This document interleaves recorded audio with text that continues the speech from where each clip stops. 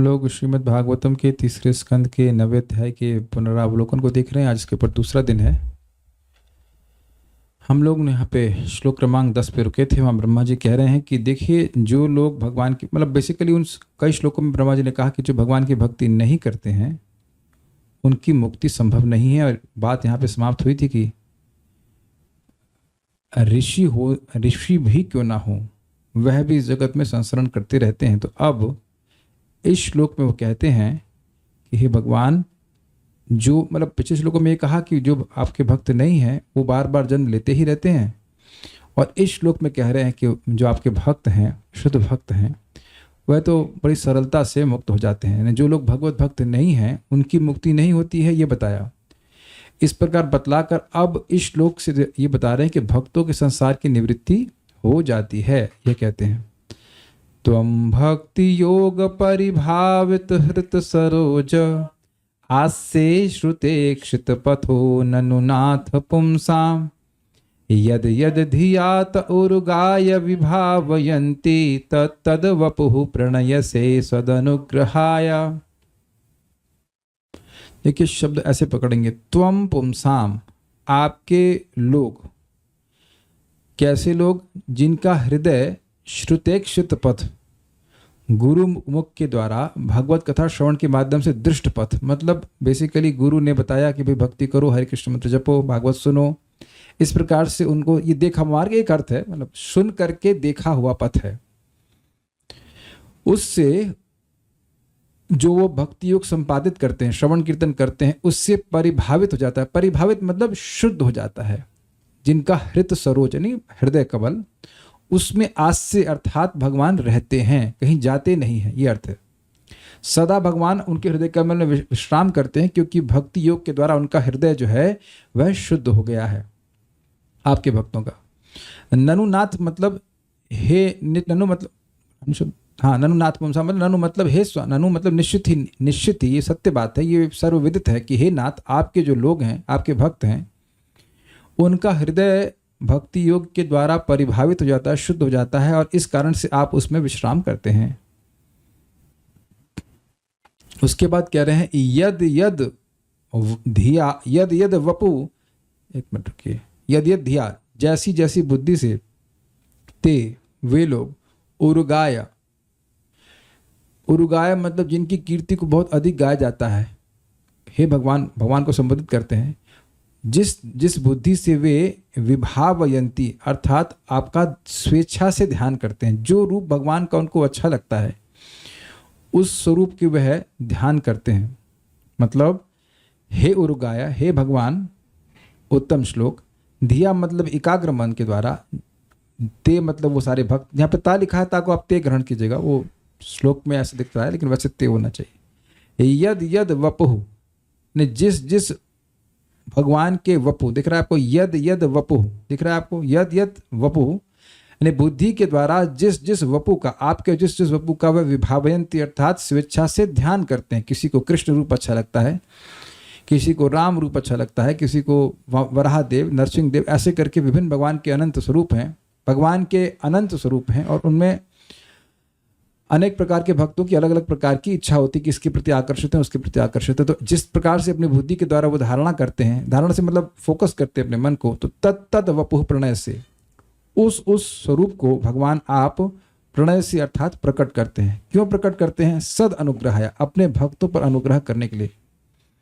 देखिए, अब एक एग्जाम्पल खराब दूंगा, लेकिन लोग इस जगत में पिक्चर देखना चाहते हैं, नहीं देख लेते लगता है हम पर बड़ी कृपा हुई है ये हीरोइन देख ली, ये हीरो देख लिया है ना। तो जिसको देखने की बहुत इच्छा हो, आप लोग समझ रहे होंगे, पहले भी ऐसा होगा कि ट्रेलर दिखा दिया तो और यार पिक्चर कब आएगी, पिक्चर कब आएगी। अब तो सब ऐसा नहीं है, लेकिन होता है इस तरह का। ट्रेलर देखने के बाद लोगों के मन में इच्छा होती है कि पिक्चर देखें। तो जो जिस रूप पर भगवान के ध्यान किए भक्त, उसी रूप को, दिव्य स्वरूप को भगवान अपने भक्तों के हृदय में प्रकाशित करते हैं। ये माता जी को हेल्प करने के लिए दीजिए, प्रभु जी लोग कर देख लेंगे, ठीक है। एक फ़ोन स्पॉन्सर कर दीजिए इनके लिए। नहीं मैं इनके बोला था माँ के लिए आप बिगड़ जाएंगे, आपको ठीक।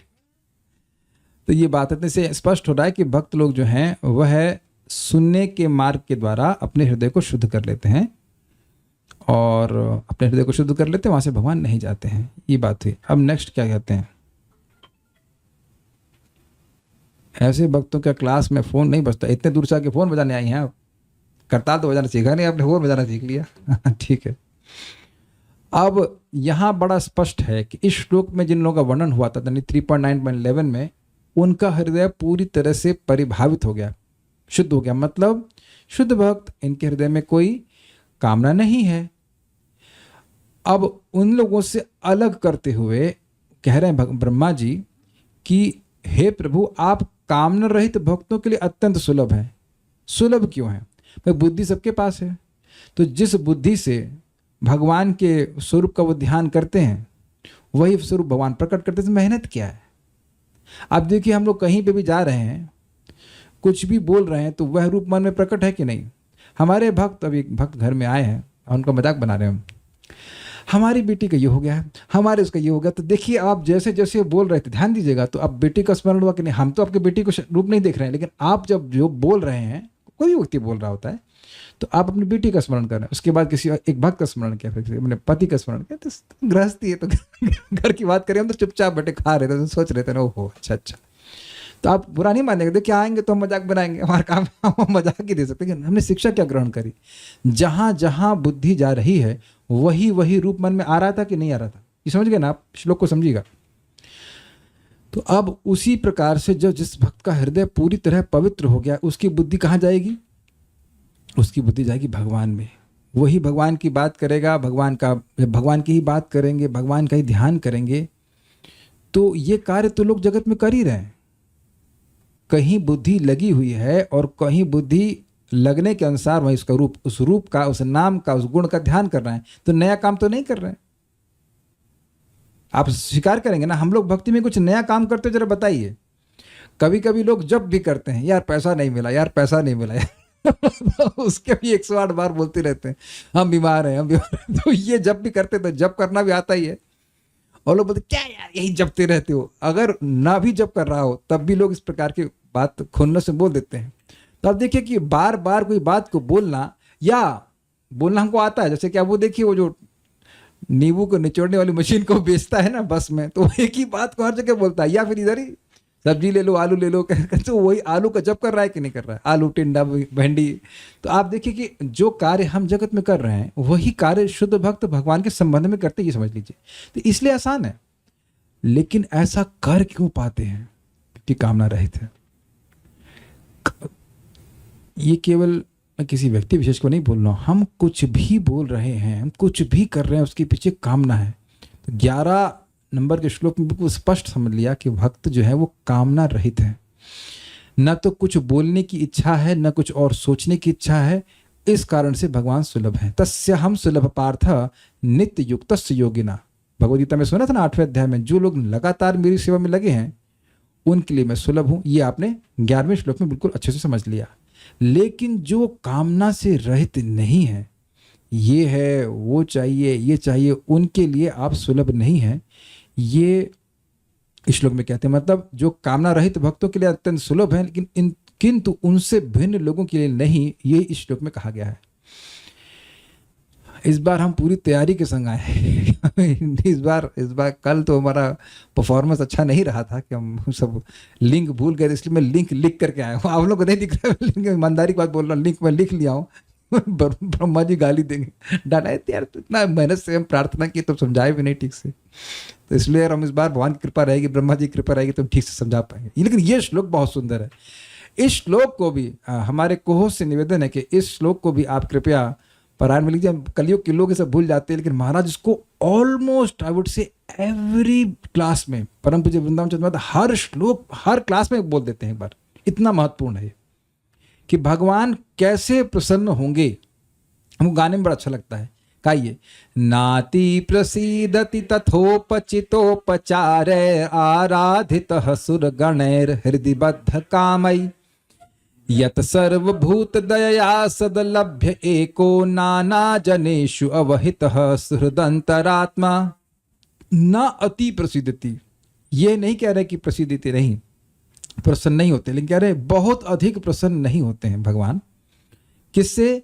तथा उपचित उपचारेर, उपचित उपचार मतलब बहुत भव्य सेवा के द्वारा भगवान वैसे प्रसन्न नहीं होते हैं आराधित होने के द्वारा भी। यद्यपि वे आराधित होते हैं किसके द्वारा? सुर गण, देवता गणों, मतलब यानी कि जो आराधना कर रहा है वो बड़ा श्रेष्ठ व्यक्ति है, वो देवता है, उसके द्वारा भी आराधित होकर और बहुत महान महान उपचारों के द्वारा आराधित होकर भी वह अति प्रसन्न नहीं होते हैं। क्यों? हृदयबद्ध कामयी, क्योंकि जो देवता गण भी हैं वो उपासना कर रहे हैं, उनका हृदय कामनाओं से बद्ध है, इसलिए उपासना कर रहे हैं। समझ रहे ना बात? तो भगवान उससे बहुत प्रसन्न नहीं होते हैं। तब जब बोल रहे हैं वैसे प्रसन्न नहीं होते, तो मतलब किसी तरह से प्रसन्न होते होंगे, बहुत अच्छी तरह से। तो कहते हैं यत सर्वभूत दया, जिस प्रकार से सभी जीवों पर दया करने के द्वारा भगवान प्रसन्न होते हैं, उस प्रकार से वह देवता गणों के द्वारा बहुत अच्छे से आराधित होकर भी प्रसन्न नहीं होते।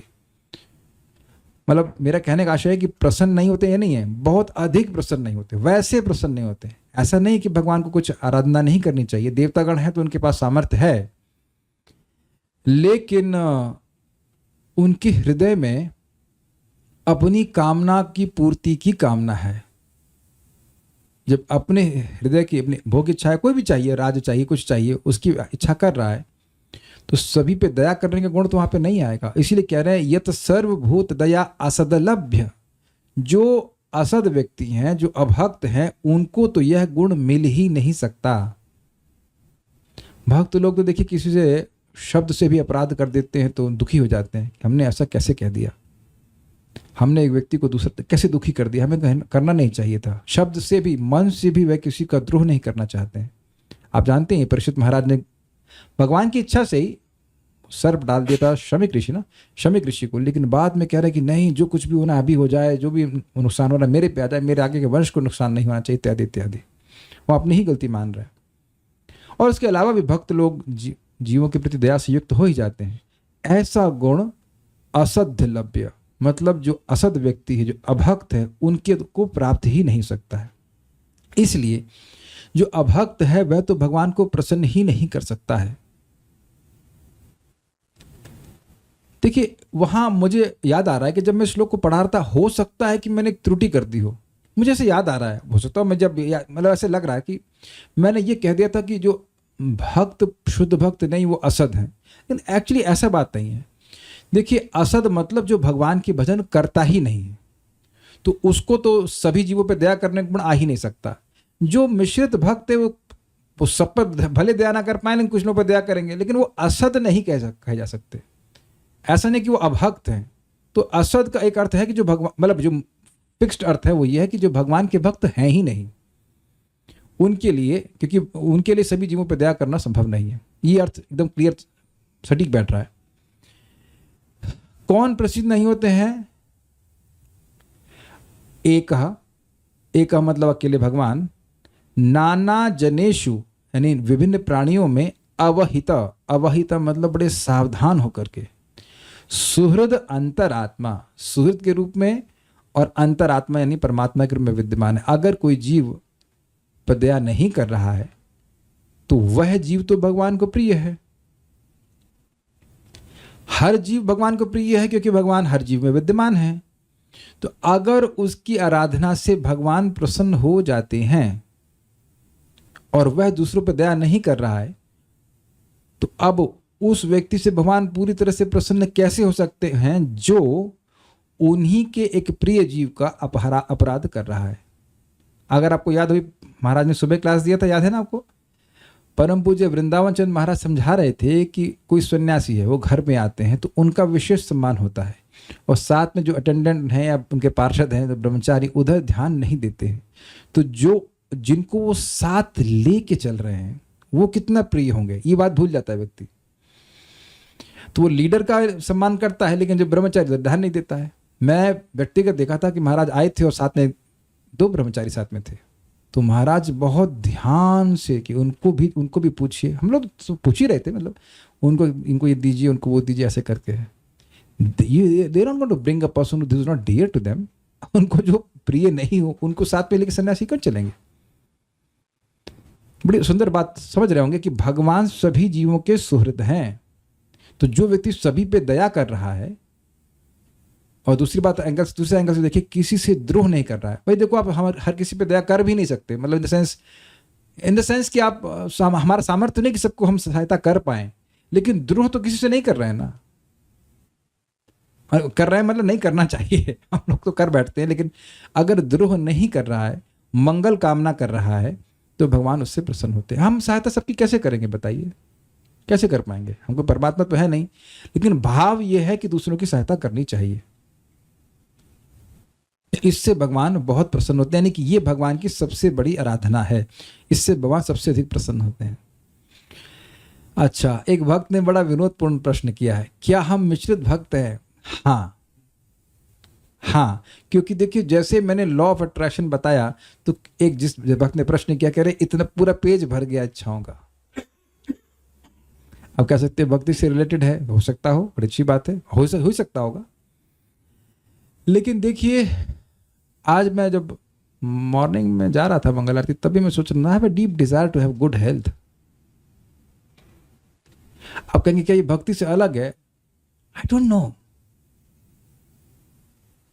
बहुत सूक्ष्म है। देखिए, अगर मेरे हृदय में, देखिए एस्पिरेशन है भगवान का प्रेम हो, बढ़ जाए, हमारा शुद्ध शुद्ध हो जाए, लेकिन अगर मेरे हृदय में भोग और मोक्ष की इच्छा नहीं होती, तो साहब इस समय तो हम नाच रहे होते लिटरली। ये बात बड़ी डिफिकल्ट है डाइजेस्ट होने के लिए, लेकिन भोग और मोक्ष की इच्छा होती है। जब तक भोग और मोक्ष की इच्छा है, तब तक भक्ति के सुख का अनुभव नहीं कर पाते। इसका अर्थ यह नहीं कि भक्ति करने के लिए मना किया जा रहा है। भक्ति करते करते करते करते एकदम इच्छा समाप्त हो जाती है। अभी हम एक भक्त से बात कर रहे थे, हम बता देते हैं, गुणगान करने में तो कोई दिक्कत नहीं। सुभाग महाराज के बारे में बात हो रही थी तनिष्क प्रभु से, तो बता रहे थे कि महाराज को कोई 90 लाख रुपए दिया था, मतलब कलेक्शन ऐसा कुछ आया था, उधर विदेश गए थे प्रीचिंग करने। महाराज लिए, सारा मंदिर के हुंडी में डाल दिए। कोई कर सकता है ऐसा? 1 रुपया भी अपने पास नहीं रखे। दिस इज कॉल्ड ना धनम। This is amazing. सुंदरी का तो कोई मतलब ही नहीं, लेकिन ना धनम।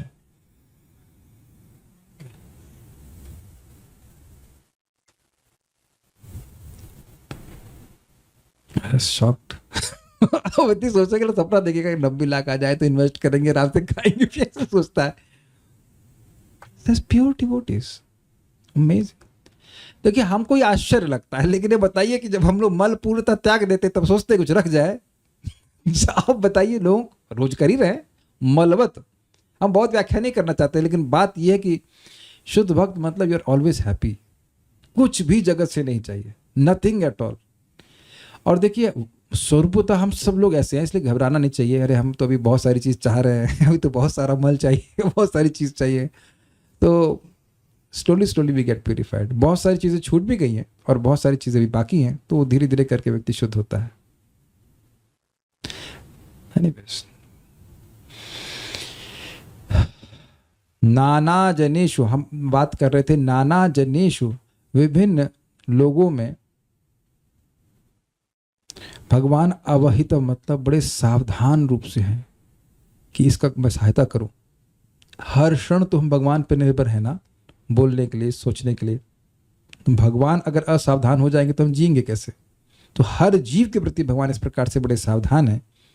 तो किसी भी जीव से द्रोह करता है कोई जीव, कोई व्यक्ति, तो भगवान उससे प्रसन्न नहीं होते हैं। तो ऐसा भगवान को प्रसन्न करने की भावना जिसके पास होगी, वो किसी से द्रोह नहीं करेगा। और आप जानते हैं कि द्रोह कब नहीं करेगा? जब उसे कुछ इंद्रिय तृप्ति की इच्छा ना हो। इंद्रिय तृप्ति की इच्छा होगी तो वह द्रोह जरूर करेगा। तो ये सारी बातें लिंक हो गई हैं। अब इंद्रिय तृप्ति की इच्छा क्यों नहीं? क्योंकि भगवान की भक्ति करके संतुष्ट है। आई होप किसी को डिस्करेज नहीं कर रहा हूँ। वी आर ऑल, प्रपाद एक बड़ा सुंदर बात कहते हैं कि देयर इज नो सकाम डिवोटी। चक्रवर्ती बात भी इस बात को बोलते हैं कि भक्ति करते करते एक दिन सब लोग शुद्ध हो ही जाएंगे। इसलिए वो कोई घबराने की बात नहीं, कि स्टैंडर्ड की बात बता रहा हूँ यहाँ पे। एक इंटरेस्टिंग बात है कि ठीक है, हृदय शुद्ध नहीं हुआ है, लेकिन हृदय शुद्ध करने की इच्छा तो प्रबल है ना। अगर वो भी प्रबल इच्छा है तो that is also very good, क्योंकि अकाम का अर्थ था कि जो कामना से रहित है, और या फिर जो कामना से रहित होना चाहता है। दोनों ही अच्छी बातें हैं। तो क्या बात कर रहा था मैं, ये कुछ कहना चाह रहा था मैं। ठीक है, इतना तो क्लियर हो गया, आगे बढ़ते नहीं तो फिर टाइम वेस्ट हो जाएगा। अब यहाँ एक बड़ी सुंदर बात कहते हैं, देखिए ब्रह्मा जी कहते हैं कि क्योंकि आप कामना पूर्वक आराधना करने वालों से अत्यधिक प्रसन्न नहीं होते, नाति प्रसिद्धति, अतएव कामनाओं की पूर्ति के लिए किए जाने वाली क्रियाओं का उत्तम फल नहीं होता, कर्मों का उत्तम फल तो उनकी प्रसन्नता है। समझे, पॉइंट ये है कि भगवान को प्रसन्न करने की इच्छा ही मुख्य फल है आराधना का। भगवान से कुछ भौतिक मांगने से भगवान बहुत अधिक प्रसन्न नहीं होते हैं।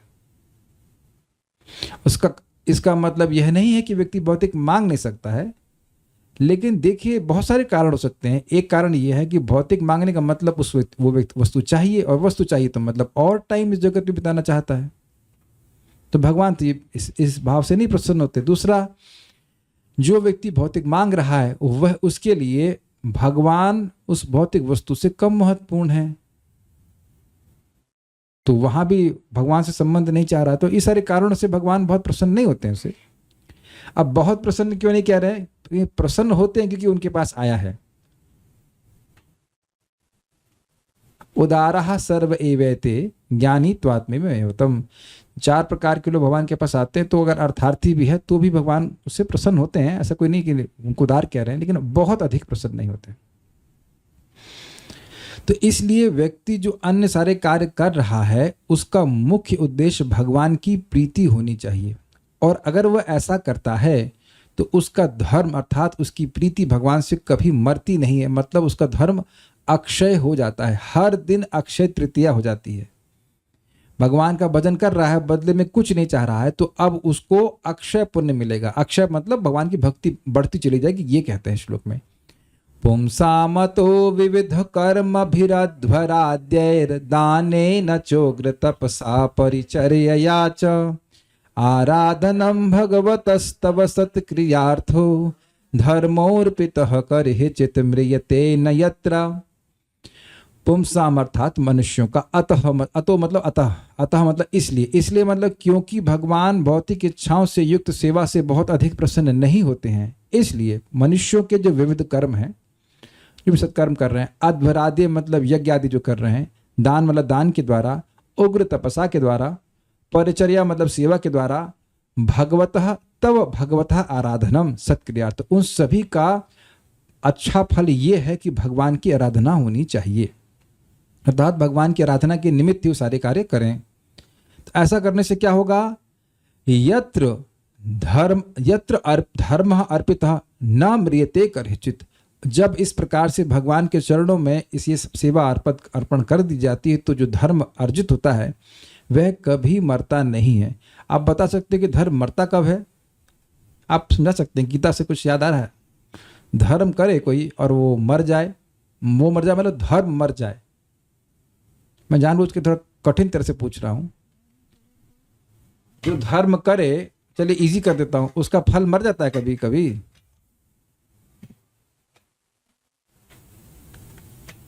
आप बोल दीजिए, आपको बहुत दूर बैठे हैं।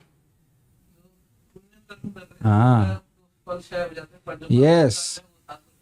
तो आप जानते हैं, शीने पुण्य मर्त लोकम विशंति। व्यक्ति पुण्य कर रहा है लेकिन अब वो ऊपर जाके भोगता है, फिर वापस गिर जाता है नीचे।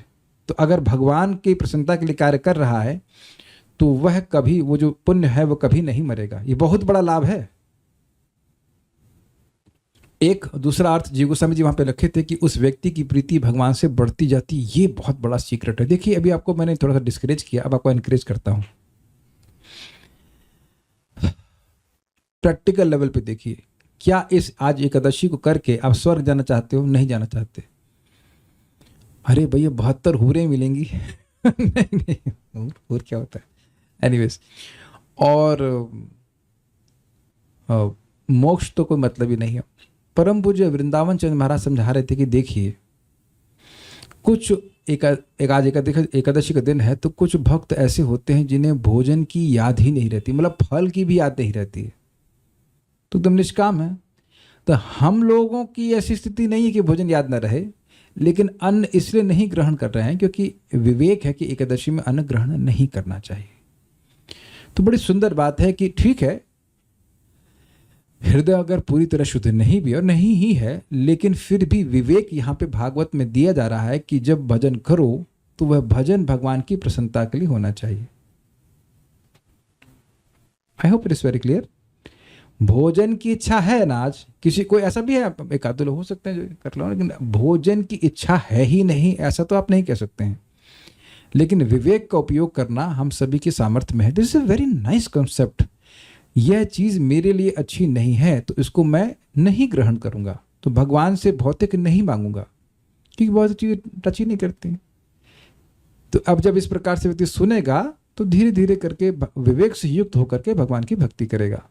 तो उस जितनी बार वह कुछ भी अर्पण कर रहा है तो भगवान से कुछ मांगना चाहिए, भगवान हमारी भक्ति बढ़ जाए, हमारे हृदय को शुद्ध कर दीजिए।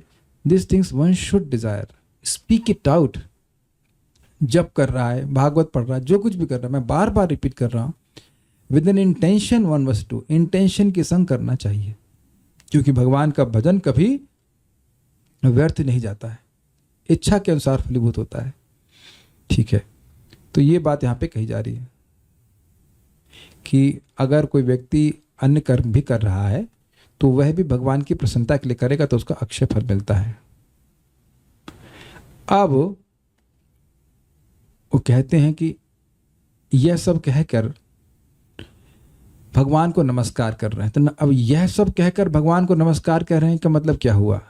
कहने का अर्थ यह है, भगवान का इतना अद्भुत पराक्रम है कि जो उनकी सेवा नहीं करते हैं वो चाहे कुछ भी कर लें वह बद्ध ही रहेंगे। बद्ध जीव का मतलब भी है कि कृष्ण से विमुख रहेगा।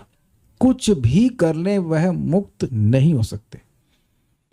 भक्तों को ज्यादा कुछ करना नहीं होता है, केवल कृष्ण का स्मरण करना होता है, उससे मुक्त हो जाते हैं। दोनों जगह पराक्रम हो गया।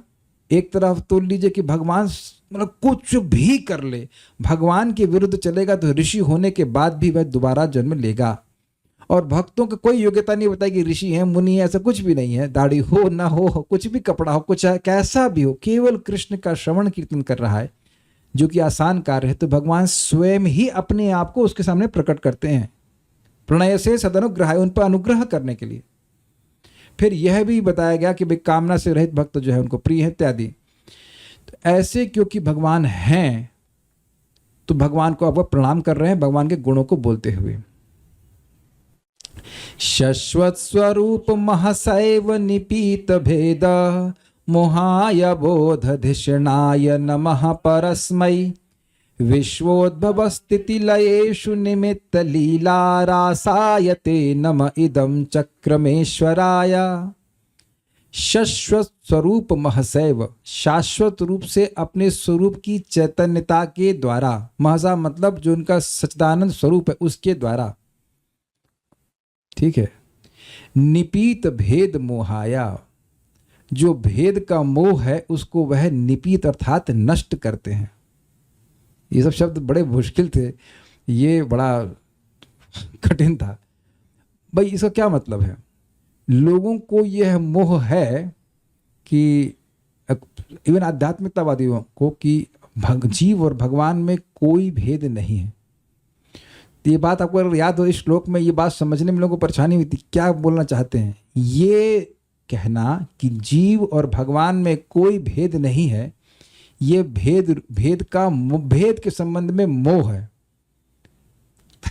मुझे समझा रहा हूं ना, यहां समझा रहा हूं तभी कठिन हो रहा होगा।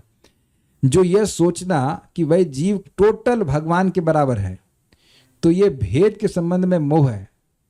मोह मतलब वस्तुओं को यथावत नहीं समझ पाना। तो अचिंत भेदाभेद है। कृष्णेर तटस्था शक्ति भेद अभेद प्रकाश। कृष्ण की तटस्था शक्ति जीवात्मा है, वह भगवान से उसका अभेद भी है, अर्थात भगवान से गुणात्मक रूप से एक है, लेकिन भेद बहुत बड़ा है क्योंकि जीव अणु है और भगवान विभु है। तो इसको भगवान निपीत मतलब निरस्त करते हैं। कैसे निरस्त करते हैं? शाश्वत रूप से अपने स्वरूप की चैतन्यता से। भगवान का स्वरूप जो है महसा मतलब महान स्वरूप है, उनके चैतन्य स्वरूप है, वह कभी माया के द्वारा प्रभावित नहीं होते। जैसे सिंपल सी बात है, सूर्य अपने तेज से, अपने ही तेज से शाश्वत रूप से, जब शाश्वत से मेरा मतलब होता है हमेशा, जब से आपने सूर्य को देखा है, जब भी सूर्य को देखते हैं तेजोमय है कि नहीं, तो अपने तेज के द्वारा वह अंधकार को नष्ट करता है कि नहीं। अगर कोई कहे, मैं मान लीजिए कहूं, आपको नई बात बताता हूं, देखो एक बल्ब देखें आप, वो बल्ब जो आप देख रहे हैं 60 वॉट का, उसी के बराबर सूर्य का प्रकाश होता है। कोई स्वीकार, कोई मेरी पार्टी में है इधर, एनीवन इन माय पार्टी? हाँ, सूर्य लैंप, नाम भी देखो सूर्य रखा है, तो सूर्य बल्ब होते थे। हाँ, तो सूर्य बोल देने से, वेरी गुड, बहुत अच्छा आपने कल्याण प्रभु बोला, आज फास्टिंग की तो दिमाग और तेज चल रहा है। अच्छा, सूर्य नाम की कंपनी थी, तो वो सूर्य बना रहे थे। को बोले वो कौन सी कंपनी? वो सूर्य बल्ब ले आना। तो सूर्य बल्ब जो है वह तो देखने में बड़ा लगता है, और सूर्य देखने में बहुत छोटा लगता है। अगर ऐसे आप हाथ नापेंगे तो बहुत छोटा लगता है। तो अब आप ये बताएं कि क्या सूर्य और सूर्य बल्ब में अंतर है या नहीं है? तो कैसे अंतर कर रहा है? बड़ा अच्छा एग्जाम्पल बन रहा है। सूर्य अपने से सारे बल्बों में भेद कैसे कर रहा है? अपने प्रकाश के द्वारा, है ना। तो जो मान लो मोह उत्पन्न हो जाए कि भाई ये बल्ब जो है ये सूर्य बल्ब सूर्य के समान है, तो उसको निरस्त कर रहा है। निबीत भेद मोहाया, अरे तुम मोहित हो यार, तुम समझ नहीं रहे हो सूर्य क्या चीज है। तो कैसे सूर्य नष्ट करता है? अपने स्वरूप, अपने प्रकाश के द्वारा करता है। तो स्वरूप महसा मतलब अपने स्वरूप के प्रकाश के द्वारा, स्वरूप की चैतन्यता के द्वारा। जितना चैतन्यता भगवान में है वैसा जीव में कहाँ है? He is conscious of everything. स्वराट वो शाश्वत रूप से चैतन्य बोध से युक्त है। हम लोग तो अभी कहाँ, अभी तो हम देह को मांग रहे हैं कि देह ठीक हो जाए, देह ठीक हो जाए, देह ठीक हो जाए। Is it not? तो हम तो कवर हो जाते हैं ना। तो भगवान शाश्वत रूप से इस भेद को निरस्त कर रहे हैं। अच्छा, आगे कौन सा गुण बताते हैं? बोध दिशणाया। दिशण मतलब होता है अधिष्ठान, यानी स्थान। आप बोध के, आध्यात्मिक ज्ञान के अधिष्ठान हैं, ठीक है। उसके बाद क्या कहते हैं? नमः परस्मै। परस्मै मतलब परमेश्वर को, जो गुणों के परे हैं उनको मैं नमस्कार करता हूं। और वो करते क्या है? विश्व उद्भव स्थिति लयेषु निमित्त लीला रासाय।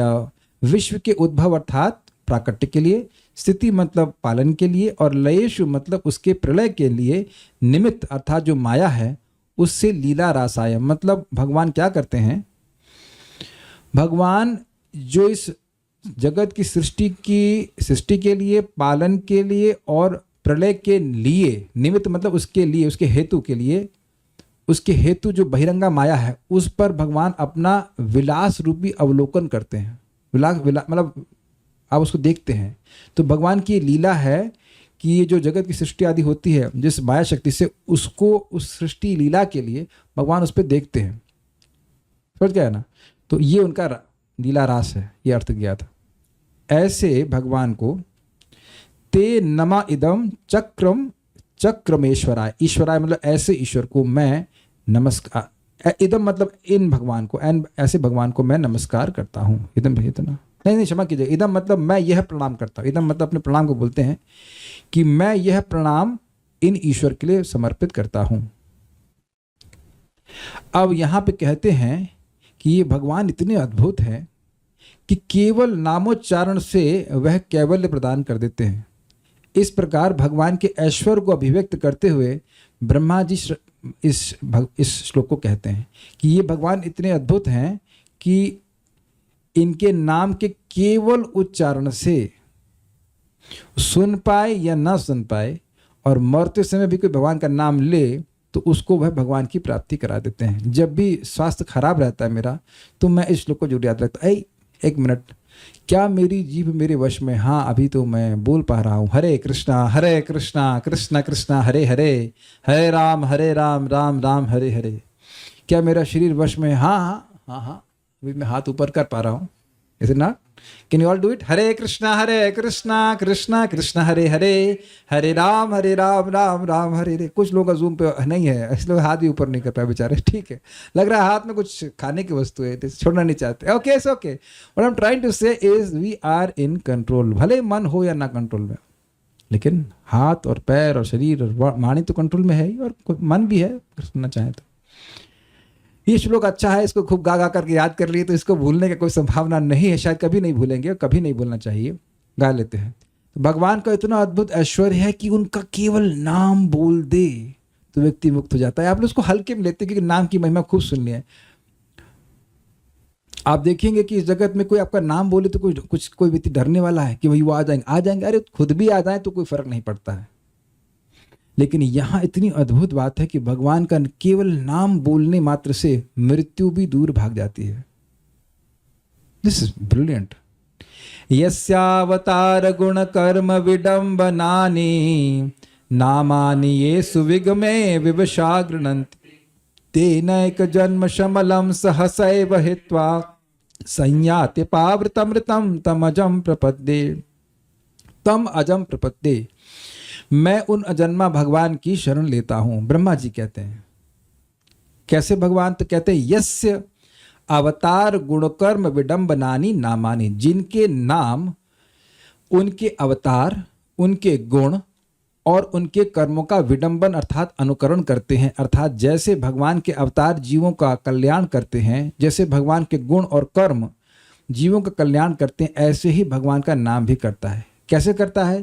तो कह रहे हैं ये मतलब जो कोई भी आसु विगमे, प्राण, आसु मतलब प्राण, प्राण के बाहर निकलते समय, आखिरी बार बाहर निकलते समय, विवशा गृह्णन्ति, विवश मतलब अवश अवस्था में, नॉट इन कंट्रोल, इनवॉलंटरीली, जबरदस्ती, यानी कि मन भी कंट्रोल में नहीं है, शरीर भी नहीं है और वाणी भी कंट्रोल में नहीं है, फिर भी गृह्णन्ति बोल देते हैं।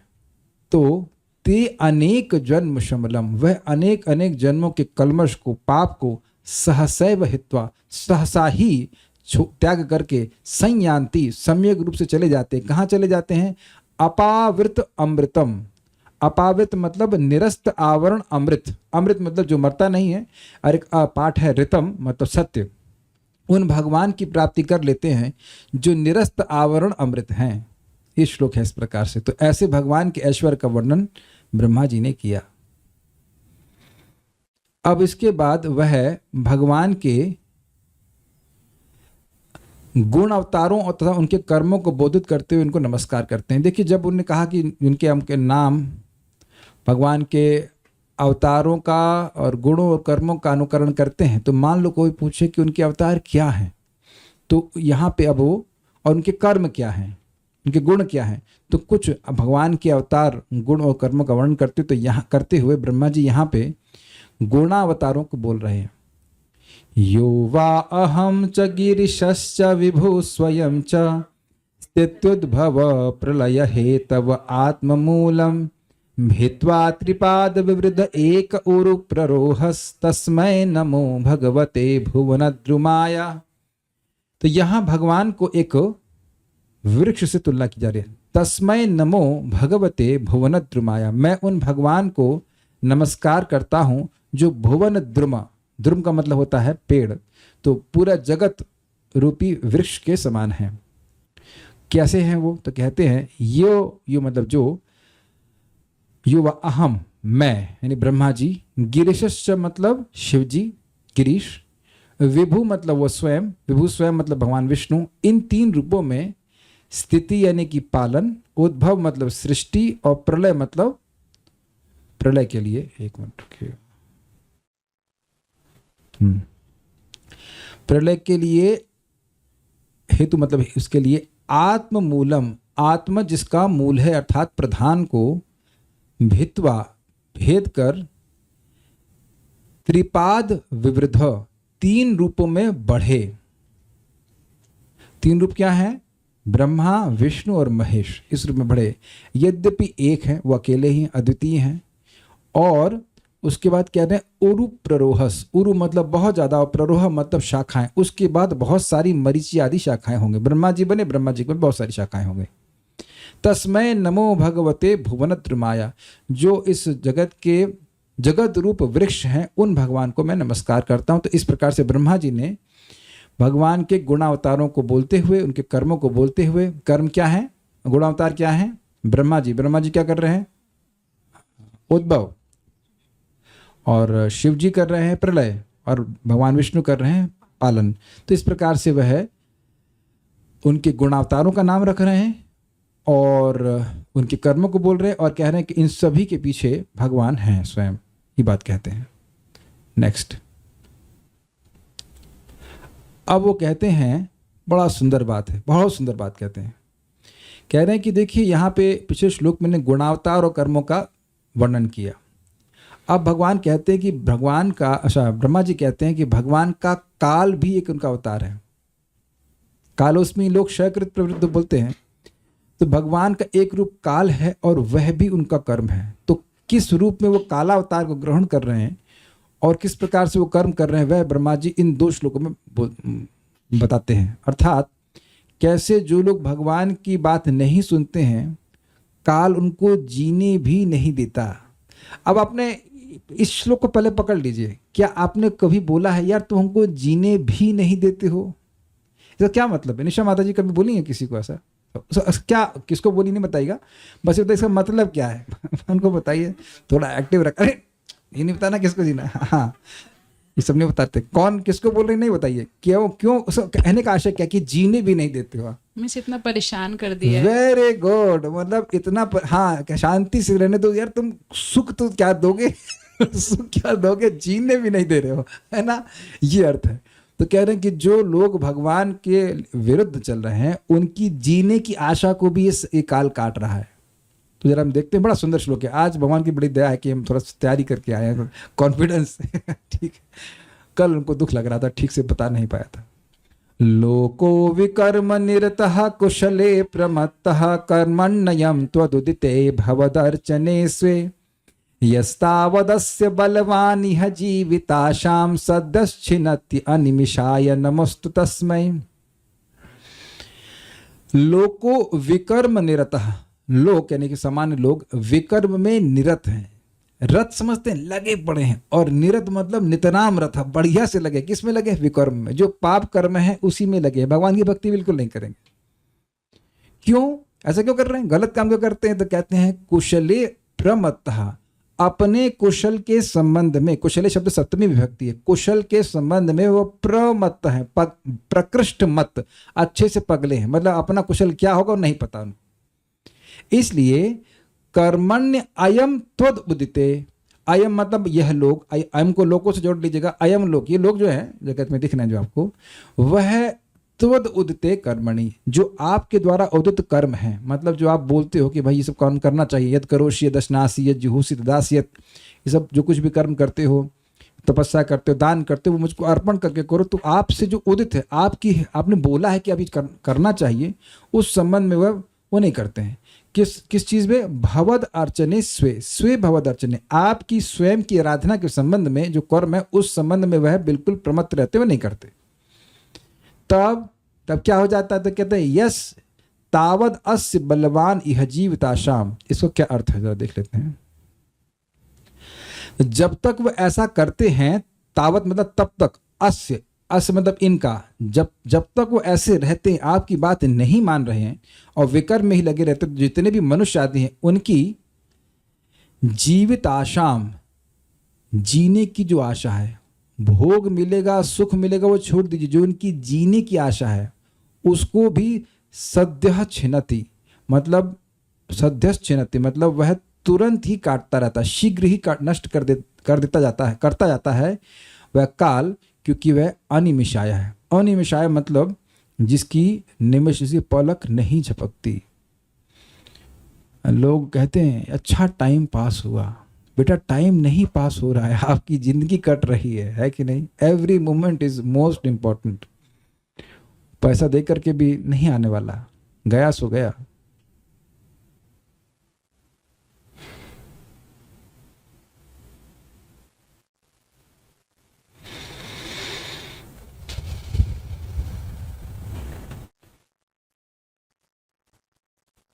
देखिए, ये एक भक्त होने के नाते हमारा बहुत बड़ा रिस्पॉन्सिबिलिटी है कि हम जब भी किसी से मिलने के लिए जाएं या हमसे कोई मिलने आए तो भगवान की बात होनी चाहिए। सामान्य लोग किसी घर में जाते हैं तो सामान्य बात करते ही हैं। सामान्य लोग घर में जाएंगे तो वो सामान की बात करते हैं सामान्य लोग सामान की बात करेंगे, ये आ गया वो आ गया।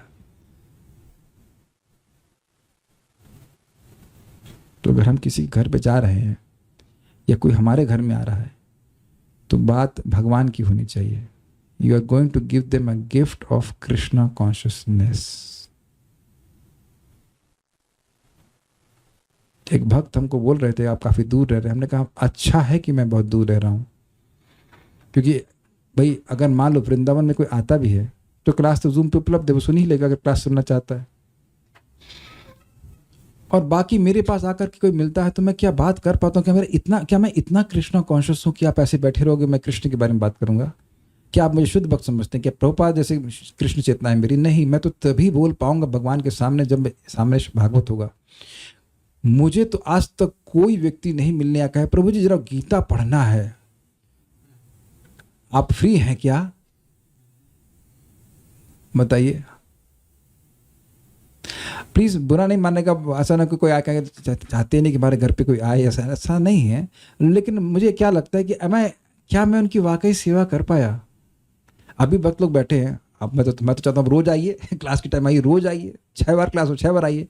पर आप देखते हैं जितनी बार आप आते हैं तो भागवत खुली रहती है, खुलवा भी देते हैं, खोलो खोलो। और यहाँ से जाते हैं तो कुछ भागवत को ही अपने अंदर लेके जाते हैं। बेसिकली भागवत लेके जाते हैं मतलब भगवान को धारण करके जाते हैं। Is it not? Every time you are happy.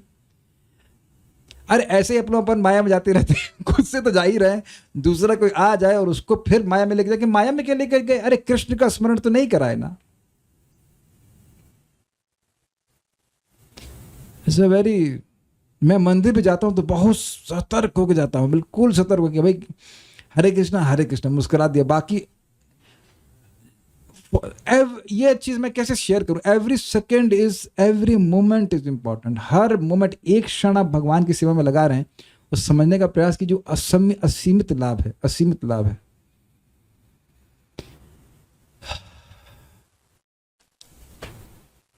तो ये देखिए, हम अपने मुंह से बोल रहे हैं, श्लोक आपके सामने है।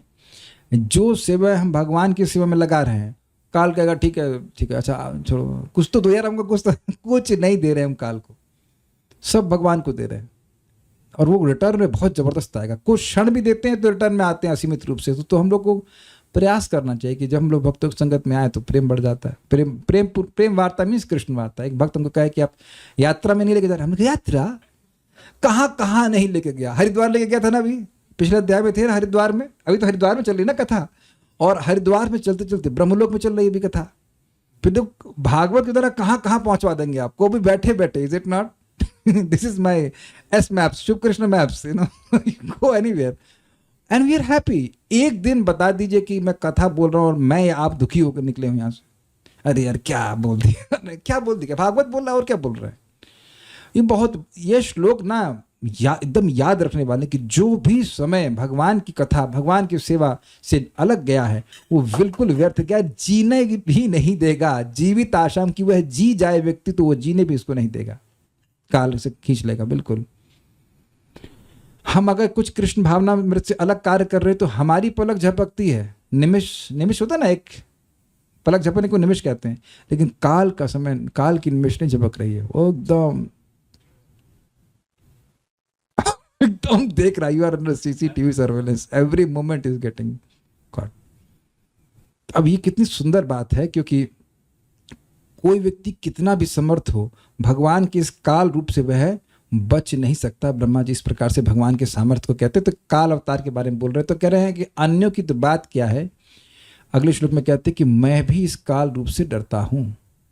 मैं भी का मतलब ब्रह्मा जी प्रजल्प नहीं करते, ब्रह्मा जी फालतू बात नहीं करते, उनका मन सदा भगवान में लगा रहता है।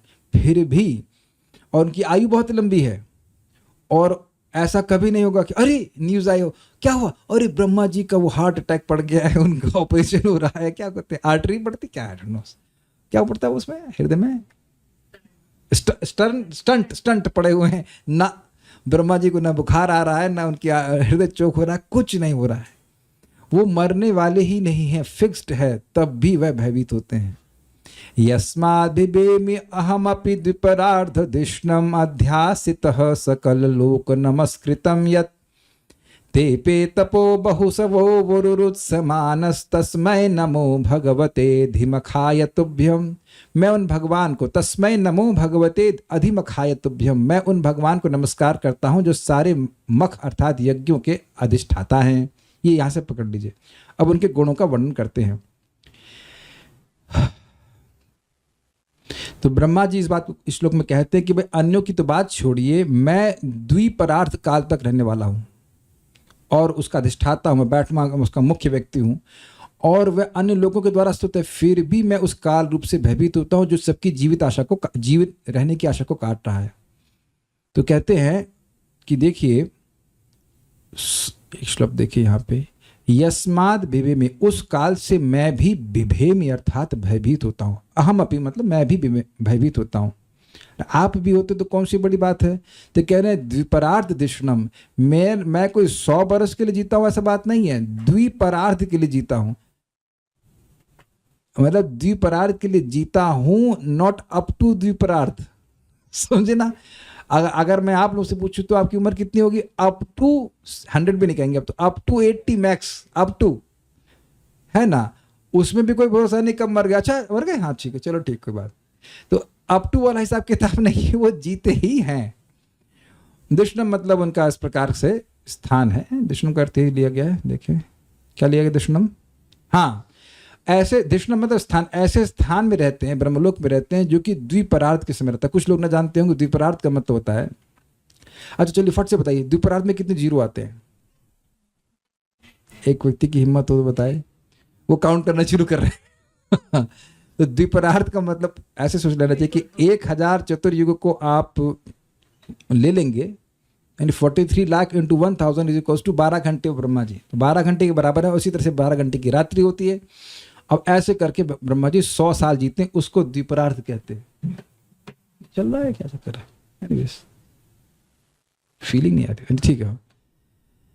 एक भक्त कहते हैं 3 ट्रिलियन, अरे मैंने बताया ना कितने जीरो हैं, जो भी है तो आप समझ गए कि इतने जीरो हैं कि हम उस समय को नहीं, नंबर को गिन नहीं पा रहे हैं। इतने समय तक ब्रह्मा जी जीते हैं।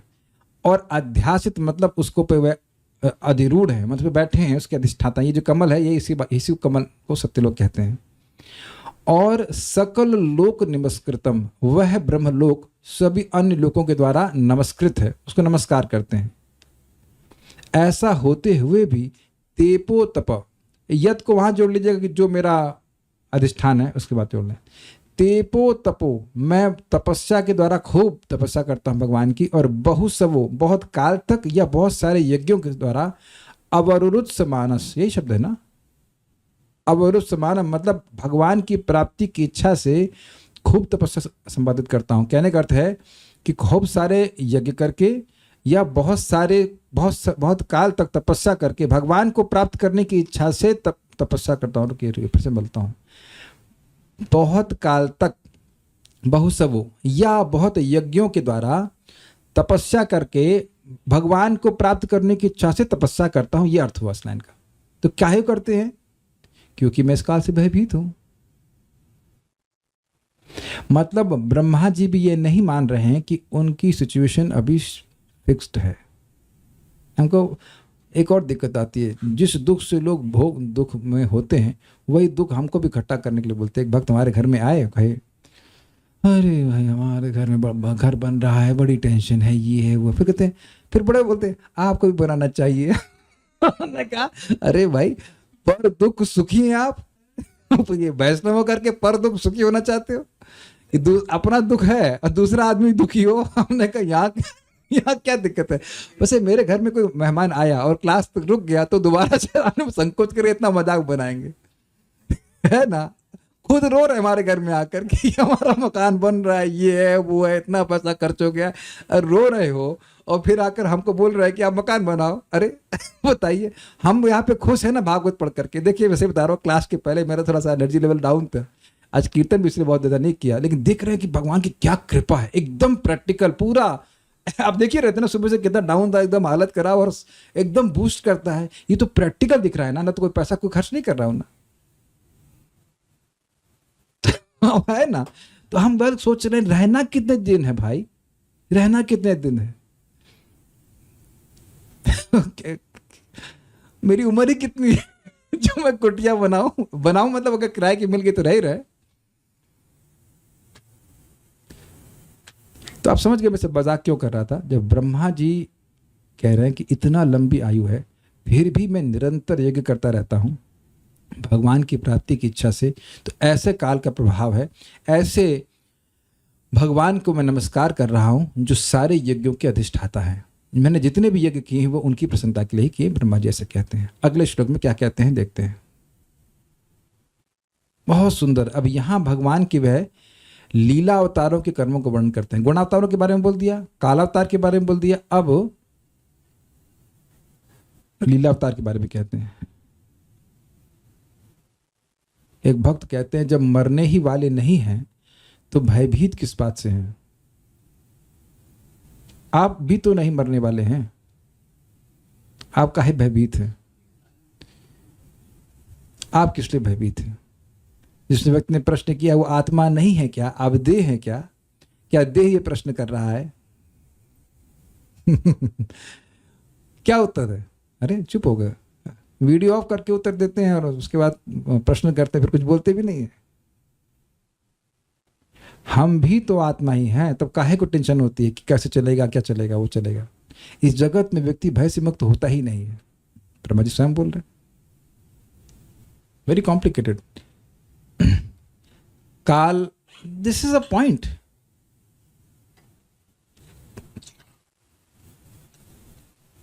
अच्छा प्रश्न है। कह रहे नहीं नहीं, उनके शरीर का तो टाइम भी फिक्स है। अच्छा प्रश्न है। अब अच्छा प्रश्न है, देखिए बहुत अच्छा प्रश्न है, बड़ा ही अच्छा प्रश्न कर दिया गया। वापस श्लोक को देखिए, वह किस लिए भयभीत है, एक प्रश्न बन जा रहा है जो मैं समझ पा रहा हूं।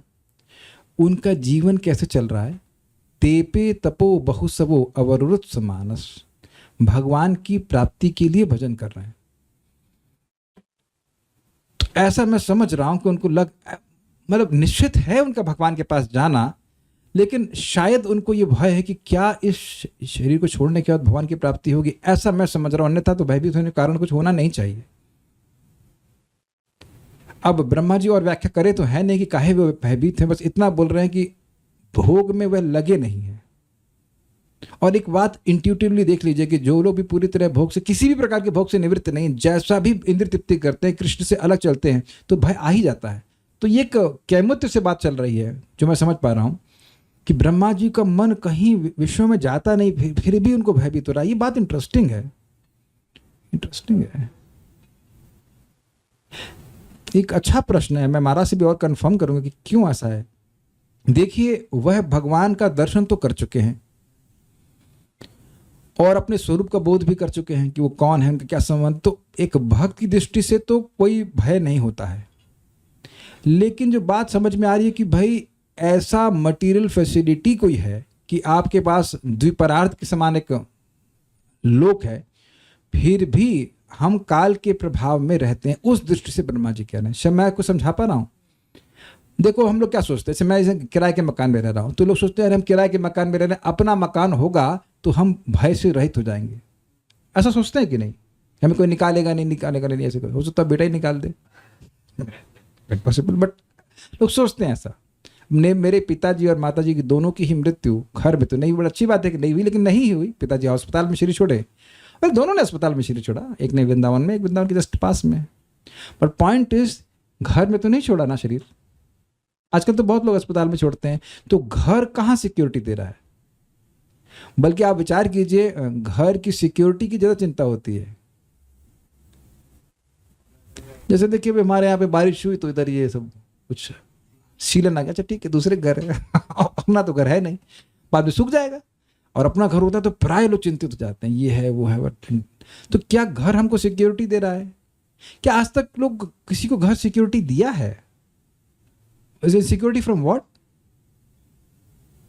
जिस चीज से सिक्योरिटी चाहिए, मृत्यु से, उससे तो होती नहीं है। बाकी थोड़ा बहुत पानी से बचा लेता है वो तो ठीक है, दैट्स ओके, लेकिन ऐसा सिक्योरिटी? तो जो बात मुझे समझ में आ रही वो ये है कि जो बुद्धिज्म प्रभु कहते हैं, our days are numbered, whatever that number is. और दूसरा चीज, दूसरा एंगल से देखिए, मैंने कई बार समझाया कि शाश्वत जीवन में ब्रह्मा जी का स्वयं का वचन है, उनका पूरा जीवन ऐसे है। आवाज आ रही होगी, वेरी स्लाइट, एक फ्लैश की तरह। ये हम लोग पढ़ चुके हैं कि भगवान गर्भोदकशा विष्णु, भगवान महाविष्णु अपने को गर्भोदकशा विष्णु के रूप में एक ब्रह्मांड विस्तारित करते हैं, फिर देखते ये अच्छा नहीं है और निकल लेते हैं। उतने में ही ब्रह्मा जी की आयु पूरी निपट जाती है। मतलब तो काफी लंबी आयु है ना।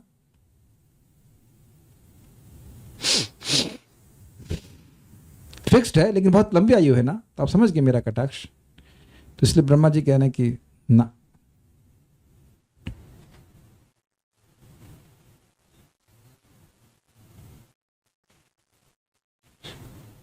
पिनाकी प्रभु आपकी इंग्लिश मुझे बिल्कुल समझ में नहीं आई, मैं उसको समझ नहीं पा रहा हूँ, मुझे कुछ समझ नहीं पाया हूँ, फिर से ठीक से फ्रेम करके पूछेगा। तो खैर ब्रह्मा जी ने बताया।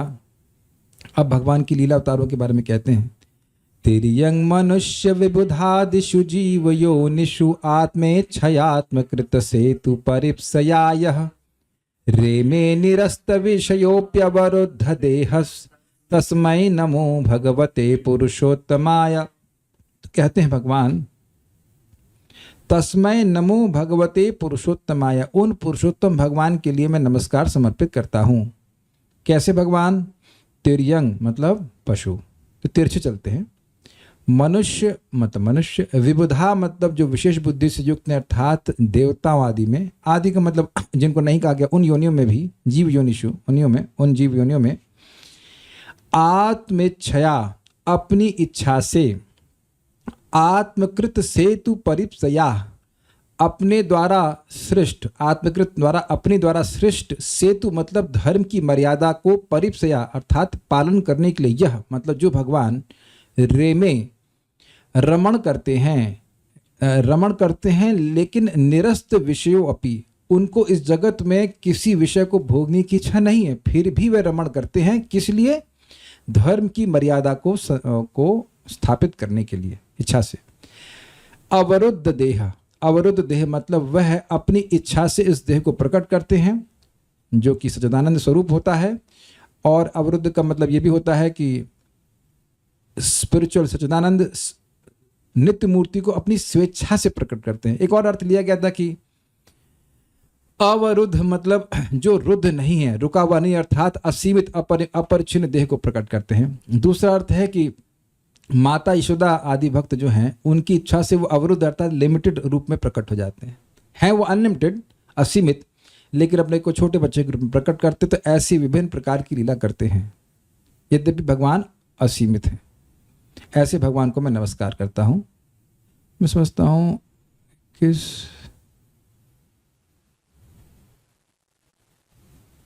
किस 22, चलिए देखते हैं कहाँ तक पढ़ सकते हैं। उसके बाद वह कहते हैं, इसके बाद जो स्वरूप ब्रह्मा जी को दिख रहा है, जो अभी भगवान दिख रहे हैं, अभी तक तो वो लीला अवतार आदि के वर्णन कर रहे हैं, अब जो स्वरूप भगवान को दिख रहा है इस समय, नारायण स्वरूप, उसको नमस्कार कर रहे हैं। यह यो विद्यानुपहतोपि दशार्थ वृत्त्या निद्रामुवाह जठरीकृत लोकयात्रः अंतर्जले हि कशिपु स्पर्शानुकूलां भीमोर्मिमालिनी जनस्य सुखम विवृण्वन्। यह मतलब जो अविद्या अनुपहत, अविद्या के द्वारा जो अनुपथ मतलब जिनका ज्ञान अविद्या के द्वारा नष्ट नहीं किया गया है, यह अविद्या अनुपहतो अपि, यद्यपि भगवान का ज्ञान अविद्या के द्वारा कवर्ड नहीं है। वो अविद्या कैसी है? तो कहते हैं 10 आर्थ वृत्तियां, आधा 10 वृत्ति जिसकी हैं, अर्थात 5 वृत्तियां हैं, अविद्या, अस्मिता, राग, द्वेष, अभिनिवेश। तो इस प्रकार की जो 5 वृत्तियों वाली अविद्या, उसके द्वारा यद्यपि भगवान का ज्ञान कवर्ड नहीं होता है, फिर भी निद्राम उवाह, वह निद्रा को स्वीकार करते हैं, अर्थात भगवान योग निद्रा में रहते हैं, आध्यात्मिक निद्रा में। करते क्या है? जठरीकृत लोक यात्रा, जठर मतलब पेट में, पूरे लोकों को, समस्त लोगों का पालन वह अपने पेट के अंदर ही करते हैं। और अंतर जले, प्रलयकालीन जल में, अहि कशिपु, अहि मतलब सर्प, सर्प की कशिपु अर्थात बेड के ऊपर, जो कि स्पर्शानुकूलाम, स्पर्श के लिए बड़ा अच्छा होता है। Don't try it at home, ये भगवान ही कर सकते हैं कि उनको सर्प का स्पर्श बड़ा अनुकूल लगे, हमें तो दर्शन भी अनुकूल नहीं लगेगा सर्प का, लेकिन यहाँ भगवान को बड़ा अनुकूल लगता है। और कहाँ निद्रा स्वीकार की हुई? भीम उर्मी मालिनी। उर्मी मतलब होता है वेव्स, यानी कि वेव्स को क्या कहते हैं? तरंग, लहर। और भीम मतलब भयानक तरंग हैं और उनकी माला है, अर्थात श्रृंखला है, एक के बाद एक भयंकर वहाँ प्रलय कालीन जल की माला, प्रलयकालीन जल के तरंगों की श्रृंखला है, उसमें वह सोते हैं। किस लिए? जनस्य सुखम विवृणवन, जो इस जगत में मूर्ख लोग हैं उनके सुख को प्रदर्शित करने के लिए। क्या मतलब है? अब कोई भरोसा नहीं है कि सुबह जिंदा उठेंगे, लेकिन खूब मस्ती में सो रहे हैं। बहुत बार देखा गया है कि रात्रि में ही हार्ट अटैक पड़ गया, मर गए, सांस अंदर गई और आंसू विगमे बाहर आई, खत्म, या बाथरूम में ही डूब के मर गए। नो आइडिया कैसे लोग कैसे मर जाते हैं। नॉट महाराज बड़ा अच्छा बोलते हैं, परम पूज्य राधा गोविंद महाराज, मृत्यु का बड़ा अच्छा सिस्टम है। क्या? मरो और अभी मरो। अरे भैया जरा सब्जी तो ले आओ, नहीं अभी मरो। अरे सब्जी काट लूं, पका लूं, ना, मरो और अभी मरो। ये हिसाब किताब है। फिर भी व्यक्ति बिल्कुल निश्चिंत सो रहा है, यानी कि बहुत खतरों में रहता हुआ व्यक्ति भी कैसे बड़े सुख से सोता है, उसको भगवान ने प्रदर्शित कर रहे हैं कि ऊपर देखो सांप है और शेषनाग, और उनका कोई प्रतिरोध भी नहीं कर सकता है, और इधर प्रलयकालीन जल की खूब भयानक लहरें हैं, फिर भी मैं आराम से सो रहा हूं, मुझे कोई दिक्कत नहीं। और तो भगवान अज्ञान में नहीं है, इसीलिए कह रहे हैं अपी। जीव सोता है क्योंकि वह अज्ञान में रहता है। Okay, next. उसके बाद वहाँ ये भी इसी बात को लेकर के, इन्हीं भगवान को जो नारायण स्वरूप से वो प्रकट हुए, उन्हीं भगवान को वो प्रणाम करते हैं। इस श्लोक में भी 2 श्लोकों में प्रणाम कर रहे हैं, तो ये 21वां श्लोक भी इसी तरह से है। यन्नाभिपद्म भवनादहमा समीड्य लोकत्रयोपकरणो यदनुग्रहेण तस्मै नमस्त उदरस्थ भवाय योग निद्रावसान विकसन नलिनेक्षणाय। यन्नाभिपद्म भवना, जिनके नाभि कमल रूपी भवन अर्थात घर से अहम आसम, मैं प्रकट हुआ हूँ। हे ईड मतलब हे पूजनीय भगवान। तो आप हुए तो आप क्या कर दिए? तो कहते हैं लोकत्रय उपकरण, तीनों लोकों का सृष्टि का सहायक उपकरण मैं बन गया हूँ। कैसे? यद अनुग्रहेण, जिन भगवान के अनुग्रह के द्वारा ही। तस्मै नमस्त उदरस्थ भवाय, जिनके उदर में सारा जगत है उनको मैं नमस्कार करता हूँ।